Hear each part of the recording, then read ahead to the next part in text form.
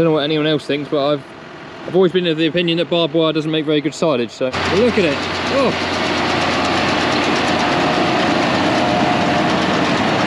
a whole gang here now. Look, Phil's got a loader, I've got a loader, John's got a baler.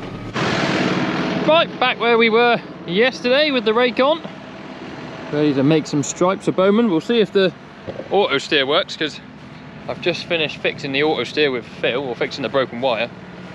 You'll either have seen that or you will see that in another video. I thought it was quite interesting, so I filmed it.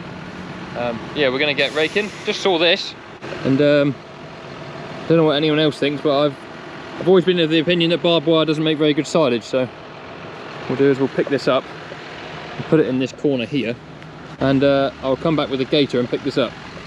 I don't want it rattling around in the cab with me, and I also don't want it in a bale. 3 good reasons there why I don't want it in the field, along with that bit of stick and get lost. Right, let's have a look at the grass. Yeah, that'll make alright silage. Anyway, here it is, the Pottinger rake 842C.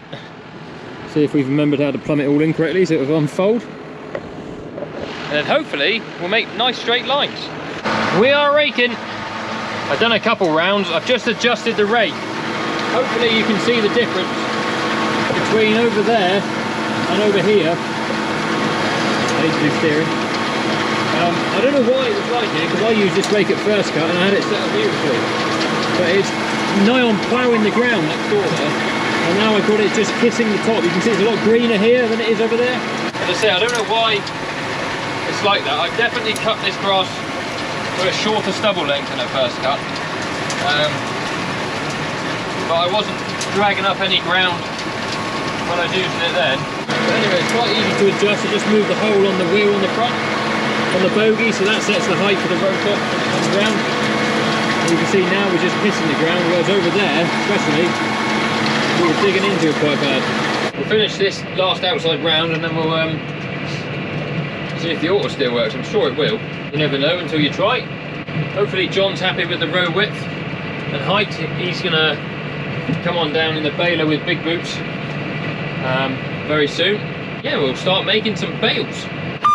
I am incredibly happy to announce that I have successfully fixed my auto steer. I'll just push the fuel button. So if we come around here, you guys can see the lines there on the screen. Bit of a reflection. We'll grab this line. Line this up here. When we get into about the right spot, we'll start letting the rake down. Yeah, I'll put it into float. Remember what it was doing yesterday is when I steer at the top end of the field now to go onto my next line, it would flash up saying SSU fault, which means that the wheel angle sensor down on my right hand wheel as I'm looking at it, basically it doesn't get enough voltage, so the wire is broken. Me and the dock fixed the wire, and now we've got blissful auto steer again. Lovely straight rows for John, he'll enjoy that. Maximum efficiency out the back, getting everything inch perfect, or less than an inch perfect. Oh, it's very satisfying being able to fix things like that, because I remember when it happened the first time, and I rang up to get it sort of diagnosed over the phone, and I was told, oh, you probably need a new wiring harness because I don't know where the wire's broken. So I took the wheel arch off and I took the sensor to pieces just on the off chance that it had broken somewhere handy, and it had. So yes, very happy with myself. Is there anything more beautiful than that? Yeah, love it. Some better grass over here, bigger rows for Bowman. Nice long straight rows here as well. We'll get out and have a look at the grass in a minute. It's doing a very, very nice job. I've adjusted that side of the rake here and had to wind up the rotor a bit. So now, you hear that? Exactly, silence. No clanging, banging, clattering, hitting the floor. Got it just right. Time to stretch the old legs. Lovely bit of grass out here, I must say. This is wilted nice as well overnight. It was only 24 hours ago we were cutting this. Very, very slight bit of moisture in there, but by the time that has turned into this, it's stirred it all up. I mean, John's not here yet, so it'll get a bit of sunshine on it. That'll be proper. I've just had one line here, so I got out now. I think this must be a wheel mark from when I spread fertiliser or from when we done some silage. Oh, Siri's getting involved as well. You can see there's a line all the way up there where it hasn't grabbed the grass properly. Don't know why. I think it's because there's a hollow here. It's very noticeable all the way down. I don't really know why it's done it. I was aware it was doing it, so I slowed down a couple of gears and it still just wouldn't grab it. I might go back up it the other way in a minute and pull it in, because I don't like missing bits. The tractor is doing a grand job. So glad I got the auto steer fixed. Just that one little wire. One little wire down there. Caused so much heartache. And when you look up there, look, oh, arrow straight. John won't be too far behind me. They've started baling back home where I started raking up. So I think Craig and Phil are on draining in bales and wrapping them. So yeah, John shouldn't be too long.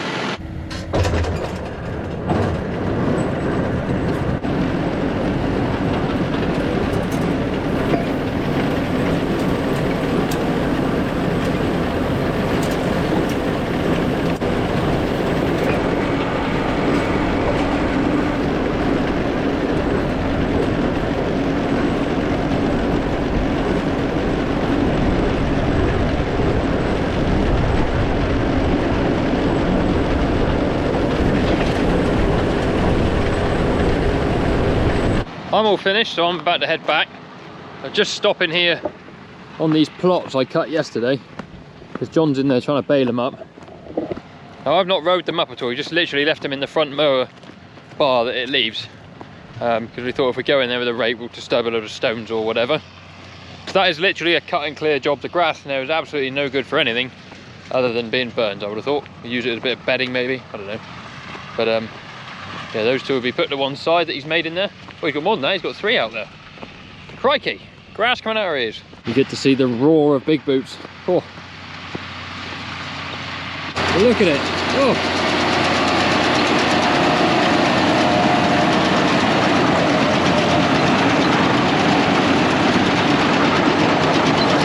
Going back for a tidy up. Well, we've certainly cleared it anyway. The grass, what we can see how tall it was over here with these systems. Yes, John.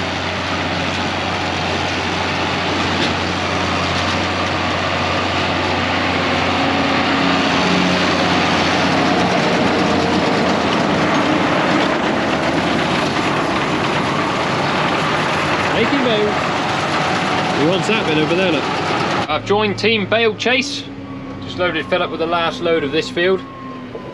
Because we're on the platform ground, we can't go and now get bales from another field on that trailer. We've got to take that in and weigh it, get them tipped off, and then go and get another trailer for the other little field here. And then there'll be a mass movement of machinery over to Rowden, and we'll see where the evening takes us.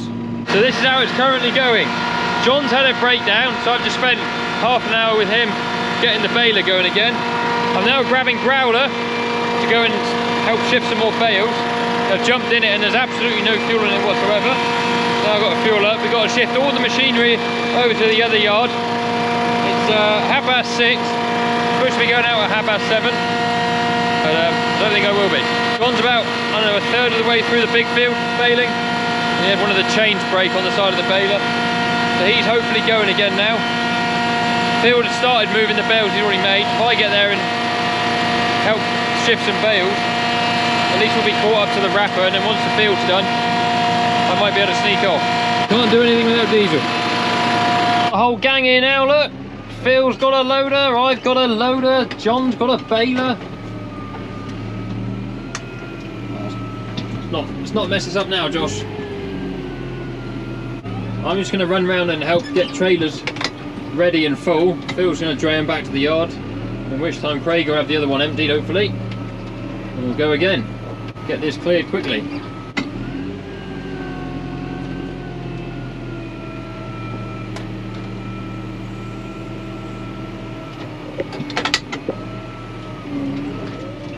Nice one. Too good an opportunity to miss a photo here, look.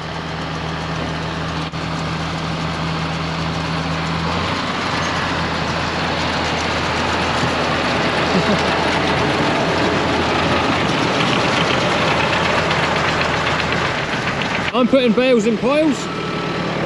What a glorious evening.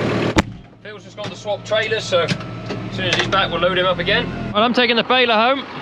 John's jumping in growler. It's a Thursday night and I play darts on a Thursday night.